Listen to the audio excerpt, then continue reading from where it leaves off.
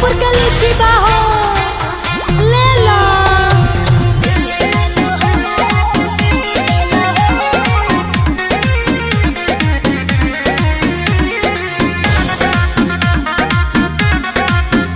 अरे अरे ऐसे काहे करता लो? रुको रुको जानी करो खींचा खींची बाबू ले लो बिछी बिछी।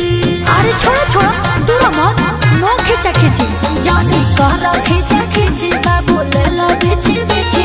यहाँ को केला केला मेला ले लो। अरे लीची ले लो हो लीची ले लो हो ओइनी गली में लेके ठेला। लीची ले लो हो लीची ले लो हो ओइनी गली में लेके ठेला। ए लीची वाली तने हमरो चिखा दो। लो टेस्ट करो बेस्ट बा।